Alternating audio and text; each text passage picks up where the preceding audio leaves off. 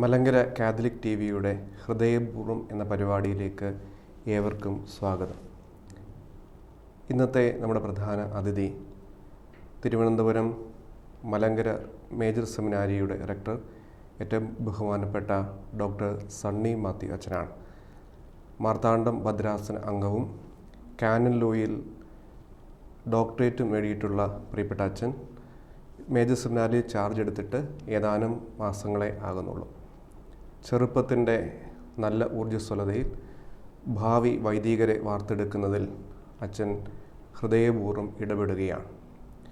ഈ എപ്പിസോഡിൽ മലങ്കര മേജർ സെമിനാരിയെക്കുറിച്ചും സെമിനാരിയുമായി ബന്ധപ്പെട്ട കാര്യങ്ങളെക്കുറിച്ചുമാണ് ഇവിടെ ചർച്ച ചെയ്യുന്നത്. അച്ഛാ, ബാറക്കുമോ സ്ലോമോ. അച്ഛാ, നമ്മൾ ചോദ്യത്തിലേക്ക് കിടക്കുകയാണ്. ഒന്നാമത്തെ ചോദ്യം, അച്ഛാ, മലങ്കര മേജർ സെമിനാരിയുടെ ഉത്ഭവം, വളർച്ച, ഇപ്പോഴുള്ള മലങ്കര മേജർ സെമിനാരിയുടെ നിലനിൽപ്പ്, അതിനെക്കുറിച്ച് അച്ഛനൊന്ന് വിശദീകരിക്കാമോ? 1983 മലങ്കര സെമിനാരി സ്ഥാപിതമായത്. പക്ഷേ നമ്മുടെ സഭയ്ക്ക് ഒരു സെമിനാരി ആവശ്യമാണെന്നും അതെത്രയും വേഗം സ്ഥാപിതമാകണമെന്നുമൊക്കെ അതിൻ്റെ തുടക്കത്തിൽ തന്നെ സഭാപിതാക്കന്മാർ ചിന്തിക്കുകയും പ്രാർത്ഥിക്കുകയും ചെയ്തിരുന്നു. 1930 പുനരൈക്യ പ്രസ്ഥാനം തുടങ്ങുന്ന ആ സമയത്ത് തന്നെ ഉള്ള ചില കത്തിടപാടുകളിൽ സെമിനറിയെക്കുറിച്ചുള്ള പ്രതിപാദിക്കുന്ന രേഖകൾ നമുക്ക് കാണാനായിട്ട് സാധിക്കും. 1932 മലങ്കര സഭയുടെ ഹൈറാർക്കി സ്ഥാപിച്ചുകൊണ്ടുള്ള ക്രിസ്തോ പസ്തോറും പ്രിൻസിപ്പി എന്ന് പറയുന്ന ആ തിരുവെഴുത്തിലും സെമിനറിയെക്കുറിച്ചുള്ള പ്രതിപാദനം നമുക്ക് കാണുന്നുണ്ട്. ഭാഗ്യസ്മരണാർഹനായ ഗ്രിഗോറിയോസ് തിരുമേനിയാണ് അതിന് എല്ലാ മുൻകൈയും എടുത്തത്. അന്ന് നമുക്ക് 3 ഭദ്രാസനങ്ങൾ മാത്രമേ ഉണ്ടായിരുന്നുള്ളൂ. തിരുവനന്തപുരവും അതിരൂപതയായിട്ട്, പിന്നെ തിരുവല്ല, അതുപോലെ ബത്തേരി. അങ്ങനെ ഭാഗ്യസ്മരണാർഹനായ ബെനഡിക്ട് മാർ ഗ്രിഗോറിയോസ് തിരുമേനിയോട് ചേർന്ന് തിരുവല്ലയിലെ അഭിമന്യ പിതാവും ബത്തേരിയിലെ അഭിമന്യ പിതാവും എല്ലാം കൂടെ ചേർന്ന് എടുത്ത തീരുമാനത്തിൻ്റെ വെളിച്ചത്തിലാണ് ഈ സെമിനാരി സ്ഥാപിതമായത്. തുടക്കത്തിൽ നമുക്ക് ഇന്ന് നമ്മൾ കാണുന്ന ഈ ഇൻഫ്രാസ്ട്രക്ചർ ഒന്നും തന്നെ ഇല്ലായിരുന്നു. അതുകൊണ്ട് ഇപ്പോൾ കാതോലിക്കേറ്റ് സ്ഥിതി ചെയ്യുന്ന പട്ടത്തുള്ള നമ്മുടെ കത്തീഡ്രലിന് അരികിലുള്ള ആ അന്നത് മൈനർ സെമിനാരി ആയിരുന്നു. ആ കെട്ടിടത്തിലാണ് സെമിനാരി ആരംഭിച്ചത്. അല്പം കഴിഞ്ഞ് ദൈവകൃപയാൽ നമുക്ക് ഈ സ്ഥലത്തേക്ക്, ഇപ്പോൾ നമ്മൾ ഈ കാണുന്ന ബഥനി കുന്നിലെ ഈ സെമിനാരിയിലേക്ക് നമുക്ക് മാറാൻ സാധിച്ചു. അത് 1989 അതിനുശേഷം അന്ന് ഫിലോസഫി മാത്രമേ ഉണ്ടായിരുന്നുള്ളൂ. 92 ദൈവശാസ്ത്ര വിഭാഗവും തിയോളജി കോഴ്സ് നമ്മളിവിടെ ആരംഭിച്ചു. 4 വർഷം കൊണ്ട് ആദ്യത്തെ ബാച്ച് പൂർത്തിയാക്കി അതിൻ്റെ സിൽവർ ജൂബിലി, രജത ജൂബിലി ആഘോഷിക്കുന്ന സമയവും കൂടിയാണ് ഈ വർഷം. ഇങ്ങനെയാണ് സെമിനാരിയുടെ തുടക്കം.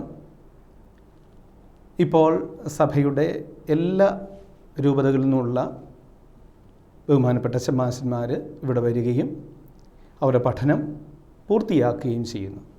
അച്ഛാ, മലങ്കര സുറിയാനി കത്തോലിക്ക സഭയുടെ പുനരൈക്യത്തിന് ശേഷം ശമാശന്മാർ മറ്റ് സെമിനാരികളിലാണ് പരിശീലനം പൂർത്തിയാക്കിയിരുന്നത്. അതിനുശേഷമാണ് നമ്മുടെ മേജർ സെമിനാരി ആരംഭിക്കുന്നത്. എന്തുകൊണ്ടാണ് മലങ്കര സഭയ്ക്ക് മാത്രമായി ഒരു മേജർ സെമിനാരി ആരംഭിക്കുവാനും എന്താണ് മലങ്കര മേജർ സെമിനാരിയുടെ ഒരു തനിമ കൊണ്ട് ഉദ്ദേശിക്കുന്നത്? വളരെ നല്ലൊരു ചോദ്യമാണത്. ഒരു സഭയെ സഭയാക്കി മാറ്റുന്നത് 4 ഘടകങ്ങളാണ്. ഒരു സഭയ്ക്ക് അതിൻ്റേതായ ആധ്യാത്മികത, സ്പിരിച്വാലിറ്റി ഉണ്ടാകണം. അതിൻ്റേതായ ആരാധനാക്രമം ഉണ്ടാകണം. ഈ ആധ്യാത്മികതയും അതുപോലെ ആരാധനാക്രമത്തെയും കോർത്തിണക്കി അത് ജീവിത സാക്ഷ്യമാക്കി മാറ്റുന്ന ഒരു ദൈവശാസ്ത്രം ഉണ്ടാകണം. ഇതിനെ എല്ലാം കോർത്തിണക്കിക്കൊണ്ട് ഒരു നിയമ സംവിധാനവും ഉണ്ടാകണം. അങ്ങനെ ഈ 4 കാര്യങ്ങൾ മലങ്കര സഭയ്ക്കും ഉണ്ട് എന്നുള്ളതാണ് നമ്മൾ അടിസ്ഥാനമായിട്ട് മനസ്സിലാക്കേണ്ടത്. ഒരുപക്ഷെ നമ്മുടെ ശമാശന്മാർ മറ്റ് സെമിനാരികളിലൊക്കെ പോയി പഠിക്കുമ്പോൾ ദൈവശാസ്ത്രം അസച്ച് അത് മാത്രമായിട്ട് ചിലപ്പോൾ എന്ന് പറഞ്ഞാൽ ബൈബിളിനെ കുറിച്ചോ മറ്റു കാര്യങ്ങളെക്കുറിച്ചൊക്കെ പഠിക്കുക, സിസ്റ്റമാറ്റിക് തിയോളജി എന്നൊക്കെ പറയുന്ന ഡോഗ്മാറ്റിക് തിയോളജി ഒക്കെ പഠിക്കാനായിട്ട് സാധിക്കുമായിരിക്കും. പക്ഷേ നമ്മുടെ സഭയുടെ കാഴ്ചപ്പാടിൽ നിന്നുകൊണ്ട് നമ്മുടെ ആരാധനാക്രമത്തിൻ്റെ വെളിച്ചത്തിൽ, നമ്മുടെ പാരമ്പര്യത്തിൻ്റെ വെളിച്ചത്തിൽ, നമ്മുടെ ചരിത്രത്തിൻ്റെ വെളിച്ചത്തിൽ ദൈവശാസ്ത്രത്തെ സമീപിക്കാനും അത് പഠിക്കാനും അത് വളർത്തിയെടുക്കാനും മറ്റൊരു സെമിനാരികളിലും അതിനുള്ള സംവിധാനം ലഭിക്കുകയില്ല. നേരെ മറിച്ച് നമുക്ക് നമ്മുടേതായ സെമിനാരി വന്നു കഴിയുമ്പോൾ നമ്മുടെ ജനത്തിന് ആവശ്യമായ രീതിയിൽ, നമ്മുടെ പാരമ്പര്യത്തിന് ഇണങ്ങുന്ന രീതിയിൽ, നമ്മുടെ സഭയോട് കൂടുതൽ ആഭിമുഖ്യം ഉണ്ടാകുന്ന ഒരു ദൈവശാസ്ത്രത്തെയും അതുപോലെ തന്നെ ഒരു ജീവിത ക്രമത്തെയും നമുക്ക് രൂപപ്പെടുത്തിയെടുക്കാനായിട്ട് സാധിക്കും. ഒരു സഭ എന്ന് പറയുന്നത് ഏതാനും തത്വസംഹിതകളോ വിശ്വാസ സംഹിതകളോ മാത്രമല്ലല്ലോ. അടിസ്ഥാനപരമായി അതൊരു ജീവിത ക്രമം കൂടിയാണ്. ഒരു ജനം അവരുടെ വിശ്വാസം ജീവിക്കുന്നു, ആ വിശ്വാസം ഒരു പ്രത്യേക ആരാധനാക്രമത്തിലൂടെ അവർ ജീവിക്കുന്നു എന്നൊക്കെ പറയുമ്പോൾ അതിന് ഏറ്റവും കൂടുതൽ ഉപോത്ബലകമായി അതിനെ സപ്പോർട്ട് ചെയ്ത് നിൽക്കേണ്ടത് വൈദിക വൃന്ദമാണ്. അപ്പോൾ വൈദികരാണ് ഇതിനെ ഏറ്റവും കൂടുതൽ പഠിക്കേണ്ടതും ജീവിതത്തിലേക്ക് കൊണ്ടുവരേണ്ടത്. അതിനുള്ള ഒരു സംവിധാനം ലോകത്ത് മറ്റേത് സെമിനാരിൽ കിട്ടും? അപ്പോൾ തീർച്ചയായിട്ടും നമ്മുടെ സഭയ്ക്ക് വേണ്ടി ഒരു സെമിനാരി ഉണ്ടാകേണ്ടത് ആവശ്യമായിരുന്നു.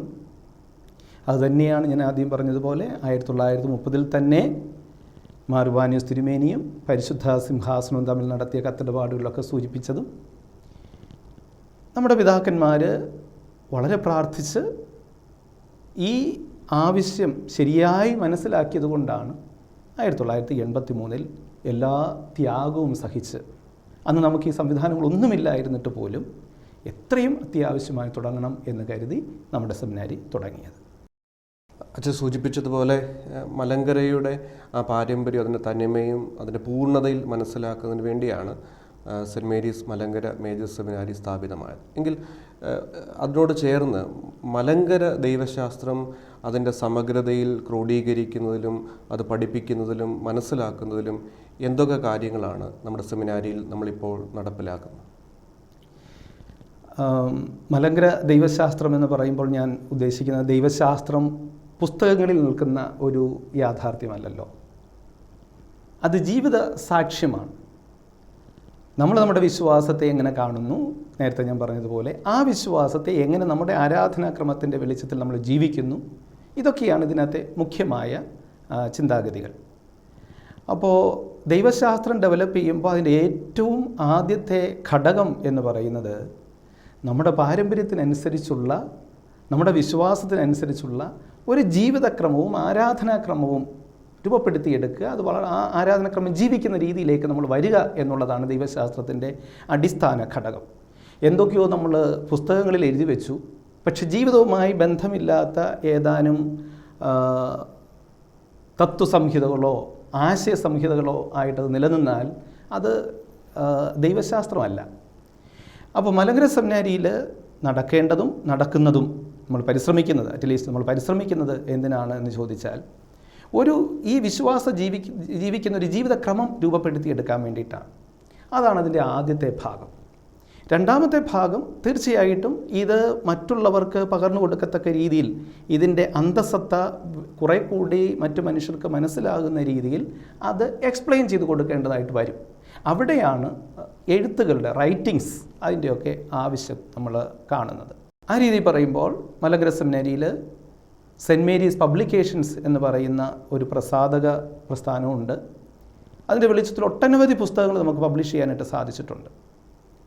പിന്നെ സെമിനാരിയിൽ തന്നെ ഒരു മാഗസിൻ ഇറക്കുന്നുണ്ട്, ഐക്യ സമീക്ഷ എന്ന് പറയുന്ന ഒരു മാഗസിൻ. അതിനകത്ത് നമ്മുടെ സഭയിലും വെളിയിലും ഒക്കെയുള്ള അനേകം ദൈവശാസ്ത്രജ്ഞന്മാരും അതുപോലെ പ്രായോഗിക ജ്ഞാനമുള്ള ആളുകളും നമ്മുടെ ആരാധനാക്രമത്തെക്കുറിച്ചും പാരമ്പര്യത്തെക്കുറിച്ചും ഒക്കെ എഴുതുന്നുണ്ട്. അത് ഈ ജീവിതക്രമം ജീവിക്കാൻ ആഗ്രഹിക്കുന്നവർക്കും ഇത് വളർന്നു കാണണം എന്ന് ആഗ്രഹിക്കുന്ന നല്ല മനസ്സുള്ള എല്ലാ മനുഷ്യർക്കും വളരെ ഉപകാരപ്രദമായ രീതിയിലാണത്. പിന്നെ അതുപോലെ തന്നെ സെമിനാരിൽ നിന്ന് ഓരോ വർഷവും നുഹറോ എന്ന് പറയുന്ന മറ്റൊരു മാസികയും ഇറക്കുന്നുണ്ട്. അത് വർഷത്തിലൊന്നാണ്. നുഹറോ എന്ന് നമ്മൾ സുറിയാനി പറയുന്നതിൻ്റെ അർത്ഥം ദ ഫയർ എന്നാണ് എൻ്റെ അർത്ഥം, അഗ്നി എന്ന് പറയുന്നത്.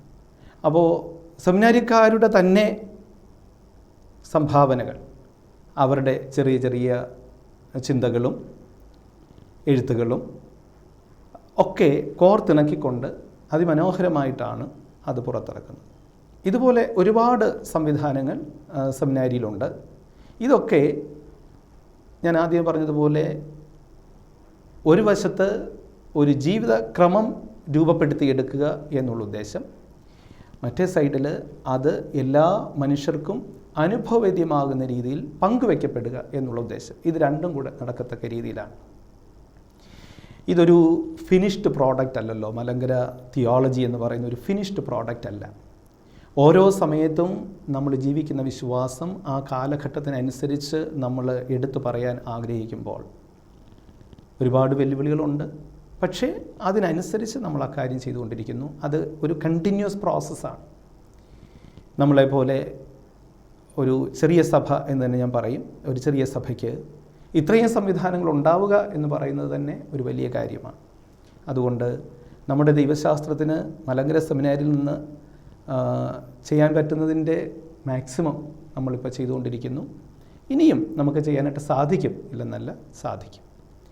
അതിന് നമ്മുടെ ദൈവശാസ്ത്രജ്ഞന്മാരും ദൈവശാസ്ത്രം പഠിക്കുന്ന വിദ്യാർത്ഥികളും നമ്മുടെ വൈദികരും ദൈവജനവും എല്ലാം ഒരുമിച്ച് ചേർന്ന് നിന്ന് ആദ്യം പ്രാർത്ഥിക്കണം, പ്രാർത്ഥനയോടുകൂടി ചിന്തിക്കണം. ഇത് രണ്ടും വരുമ്പോൾ മലങ്കര ദൈവശാസ്ത്രം രൂപപ്പെടും. അച്ഛാ, പരിശുദ്ധ കത്തോലിക്ക സഭ സെമിനാരി പരിശീലന കാലഘട്ടത്തിൽ 4 മേഖലകളിൽ പ്രത്യേകമായ ശ്രദ്ധ കൊടുക്കണമെന്ന് നിഷ്കർഷിച്ചിട്ടുണ്ട്.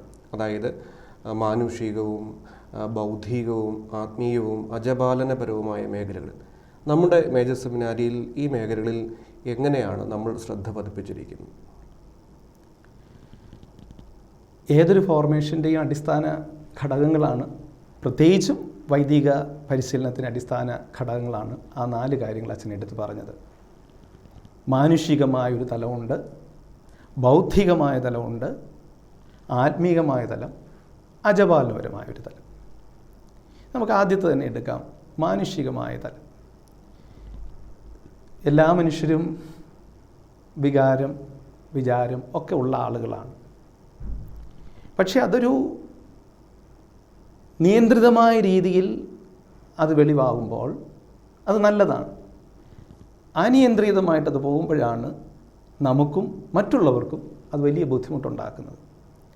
അതുകൊണ്ട് തന്നെ സെമിനാരിയിലുള്ള പരിശീലനത്തിൻ്റെ ഒരു വലിയ ശ്രദ്ധ നമ്മൾ കൊടുക്കുന്നത് ഈ മാനുഷികമായ നമ്മുടെ വികാരങ്ങളും വിചാരങ്ങളും ഒക്കെ, അതൊരു പക്ഷേ കോപമാകാം, അമിതമായ സന്തോഷമാകാം, പെട്ടെന്ന് എടുത്തു ചാടി വർത്തമാനം പറയുന്ന രീതികളാകാം. ഇതൊക്കെ മാനുഷികമായ തലങ്ങളിൽ വരുന്നതാണ്.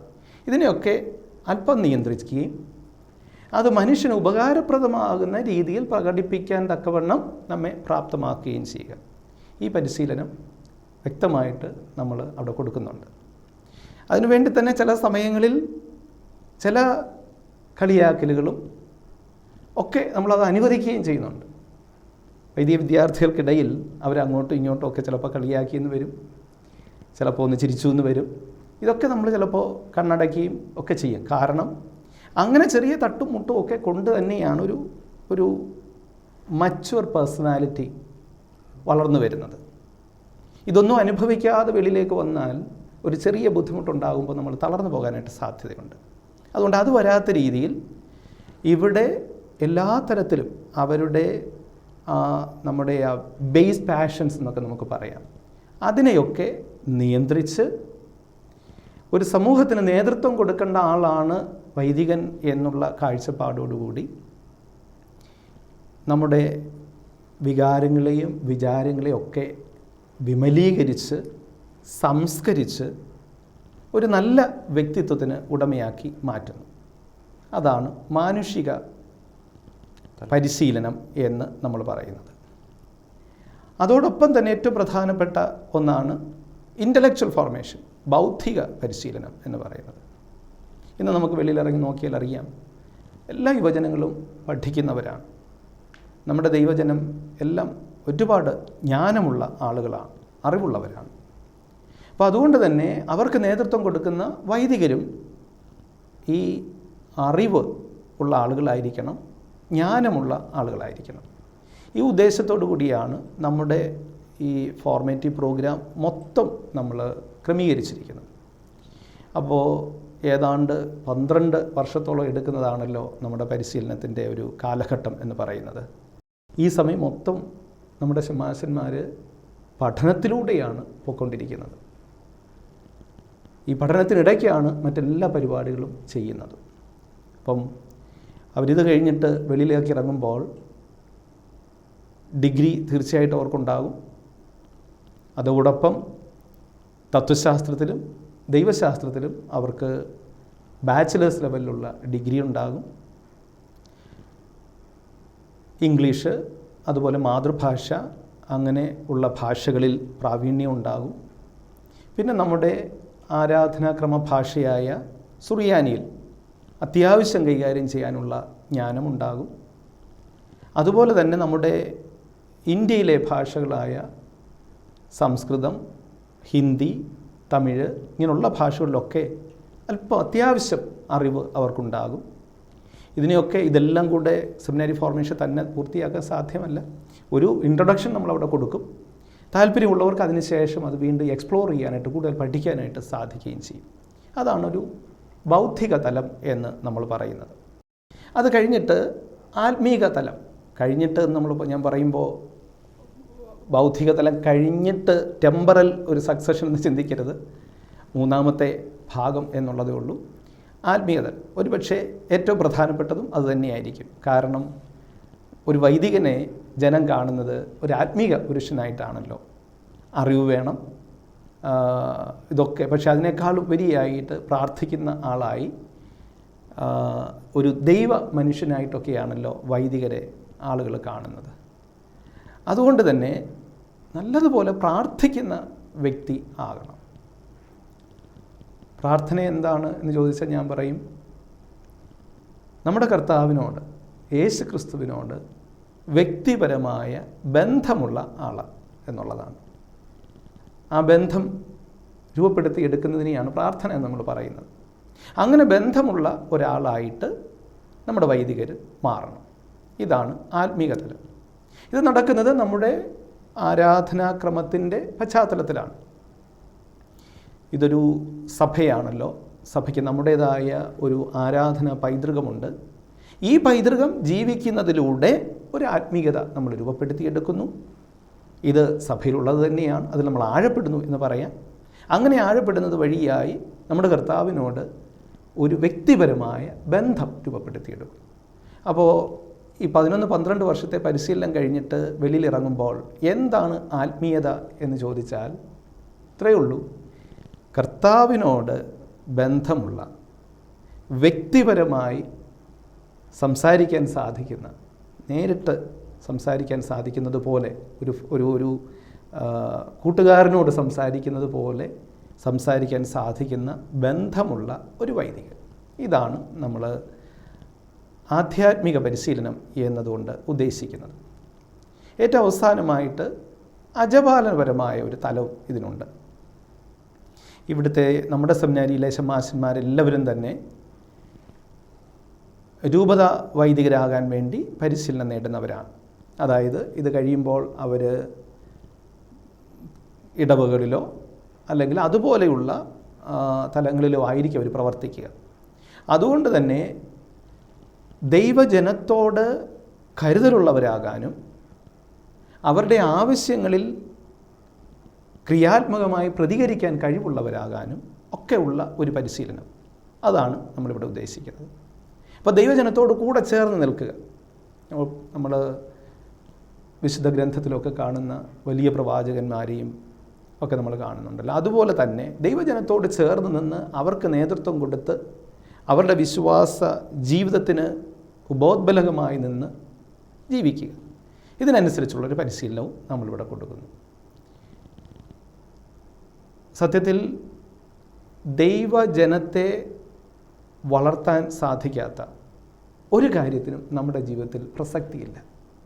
ഒരു വൈദികനായി ഞാൻ ഇറങ്ങിക്കഴിയുമ്പോൾ ആദ്യമായി, പ്രത്യേകിച്ച് ഒരു രൂപതാ വൈദികൻ എന്നുള്ള രീതിയിലൊക്കെ ഇറങ്ങിക്കഴിയുമ്പോൾ ആദ്യമായി ചിന്തിക്കേണ്ടതാണ്, എൻ്റെ ജീവിതം കൊണ്ട് ദൈവജനത്തിന് എന്ത് പ്രയോജനം ഉണ്ടാകും? ഈ പ്രയോജനം ഉണ്ടാകാൻ വേണ്ടിയിട്ടാണ് നമ്മുടെ ഫോർമേഷൻ നമ്മൾ ഈ രീതിയിലൊക്കെ ക്രമീകരിച്ചിരിക്കുന്നത്.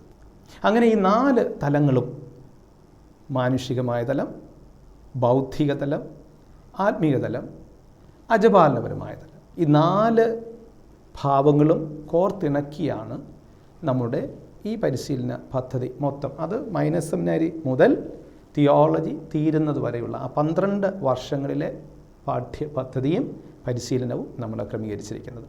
ഇത് ഒന്ന് കഴിഞ്ഞിട്ട് മറ്റൊന്ന് നടക്കുകയല്ല, 4 ഒരേപോലെ നടന്നുകൊണ്ടിരിക്കുകയാണ്. എവിടെങ്കിലും ഒരിടത്ത് കുറവ് സംഭവിച്ചാൽ അത് മറ്റൊന്നിനെ ശരിയായ രീതിയിൽ ബാധിക്കുകയും ചെയ്യും. അപ്പം 4ലും ഒരേപോലെ ഹ്യൂമൻ ഫോർമേഷൻ ലഭിക്കാത്ത ഒരാളിനെ നമുക്ക് പട്ടം കൊടുക്കാനായിട്ട് സാധ്യമല്ല. ഒരു സാധാരണ രീതിയിൽ എങ്കിലുമുള്ള ഒരു ബൗദ്ധിക നിലവാരം ഇല്ലാത്ത ഒരാളിനെയും നമുക്ക് വൈദികനാക്കാൻ സാധ്യമല്ല. അതുപോലെ ആത്മീയമായ തലവും അജപാലപരവും ഇതെല്ലാം കൂടെ ചേർന്ന് ഒരു ബാലൻസ്ഡ് പേഴ്സണാലിറ്റി ആയിരിക്കണം ഒരു വൈദികൻ. ആ പരിശീലനമാണ് നമ്മളിവിടെ ഉദ്ദേശിക്കുന്നത്, നമ്മൾ കൊടുക്കുന്നത്. മലങ്കര കാത്തലിക് ടിവിയുടെ ഹൃദയപൂർവ്വം ഈ പരിപാടിയിലേക്ക് അച്ഛൻ വന്നതിലും മലങ്കര സെൻറ്റ് മേരീസ് മേജർ സെമിനാരിയെക്കുറിച്ചും പരിശീലന കാലഘട്ടത്തെക്കുറിച്ചും അതുപോലെ ബന്ധപ്പെട്ട കാര്യങ്ങളെക്കുറിച്ചും വളരെ കൃത്യമായി പറഞ്ഞു തന്നതിന് ഹൃദയം നിറഞ്ഞ നന്ദി.